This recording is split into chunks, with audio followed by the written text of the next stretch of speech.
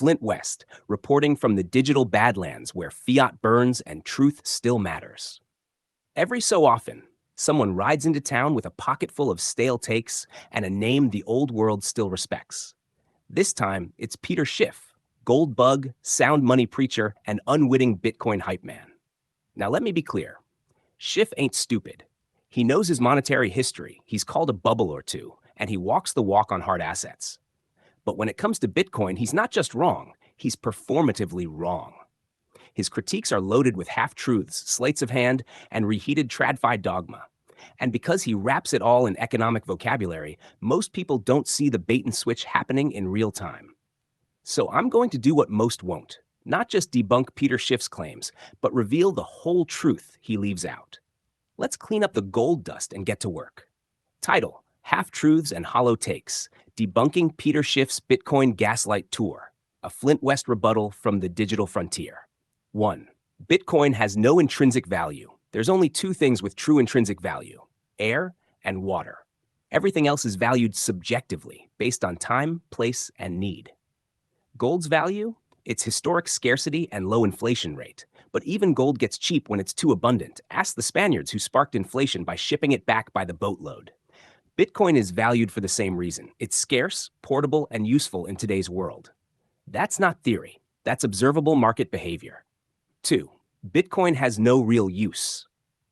With a $2.1 trillion market cap, Bitcoin is the fifth most valuable asset on Earth, higher than Amazon. If that's no real use, I'd hate to see Peter's bar for utility.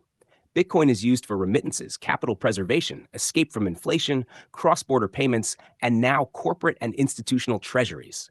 If that's not real use, then nothing is. 3. Only valued for resale expectations. That's like saying a warehouse is only useful if you flip it. Bitcoin is a monetary asset meant to store value and facilitate exchange. The fact that you can resell it, that's a feature, not a flaw. People don't buy Bitcoin just to sell. It's a reserve and a rail, and the fact that you can liquidate it quickly is part of its strength. 4. Gold is useful. Bitcoin isn't. Let's talk usefulness. Gold is physical, sure. It conducts electricity, makes jewelry, and sits in vaults. But the most valuable tools of humanity are abstract: law, language, mathematics. Bitcoin is the manifested abstraction of money itself, scarcity encoded, governed by consensus, immune to corruption. It's not less useful because it's intangible. It's more useful because it's digital, global, and incorruptible. 5. Bitcoin is just fiat without government. Wrong. Fiat is issued by decree. Bitcoin was adopted voluntarily, by the people, for the people, without a central issuer. If fiat is top-down control, Bitcoin is bottom-up coordination. The key difference? Bitcoin has a fixed supply, transparent rules, and no central counterparty risk. That makes it anti-fiat by design. 6. Bitcoin is a speculative bubble. So is every tradable asset in its price discovery phase. Bitcoin has died and resurrected more times than Peter's gold price predictions. Bubbles burst and vanish.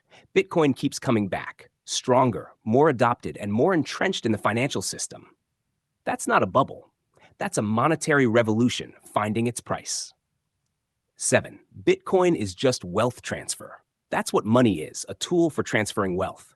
But Bitcoin also does something fiat can't. It preserves purchasing power across time, independent of any government or central bank. It doesn't just transfer wealth, it protects it from dilution. 8. Bitcoin operates like a casino. Bitcoin is a globally traded commodity, high liquidity, free markets, 24/7 trading. The fact that people speculate on it, that's not unique. People speculate on oil, pork bellies, orange juice, uranium. Bitcoin's price reflects demand for certainty in uncertain times. 9. Bitcoin's uniqueness is questionable. Bitcoin was first, and first matters. It's the only crypto asset with truly decentralized origins. No pre-mine, no central foundation, no dev tax. Its design and governance are credibly neutral, and its track record is unmatched. That makes it unique and irreplaceable. 10. Early adopters are dumping on newcomers. Most mined Bitcoin hasn't moved in over a decade. Miners selling is not a scandal. It's how Bitcoin was designed to distribute. It's not insiders cashing out. It's the market functioning as intended. 11. Entrepreneurial resources are being misallocated. In a free market, there's no such thing as misallocation, only risk and reward.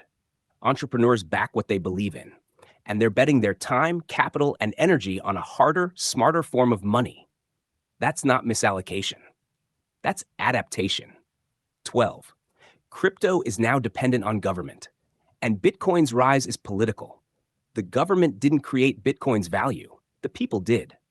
Politicians are reacting to public demand, not creating it. That's democracy in motion. Bitcoin isn't riding the government, it's forcing the government to pay attention. 13. Governments shouldn't buy Bitcoin. The US government isn't buying Bitcoin, they're holding confiscated reserves. States considering Bitcoin do so under fiduciary duty to protect pensions and capital. Sovereign wealth funds, endowments, and insurance companies are taking a look. That's not fringe. That's mainstream capital protection. 14. Public enthusiasm is herd behavior. Bitcoin is opt-in and censorship resistant. It's not mass hysteria, it's mass awakening. It's sparking global conversations about money, freedom, and responsibility. That's not a cult, that's a renaissance. 15. Fiat's flaws don't justify Bitcoin. Actually, they do. Bitcoin forces the question, what is money supposed to be? In a digital age, we need digital tools for coordination. Bitcoin is that tool. Fiat exposed the cracks. Bitcoin offers the upgrade. 16. Bitcoin is doing real harm. This one's pure fiction. Bitcoin is increasingly mined with renewables, often stabilizes power grids, and incentivizes green energy development. That's net benefit to infrastructure and innovation, not harm. 17. Anchoring bias and regret. Peter didn't buy at $4, so now he can't stomach it at $400. That's not an argument, that's regret. Bitcoin, like any innovation, rewards those who understand it early. But there's always time to learn. Conviction follows study. Look, Peter Schiff is no villain, but he's stuck in a framework that worked for the old world, not this one. Bitcoin isn't just a faster horse, it's an entirely new vehicle for value. So when Schiff tells you Bitcoin has no use, no value, no future, what he's really saying is, I missed it, and I can't see what's next. But you've got no excuse, because now you've got the whole truth.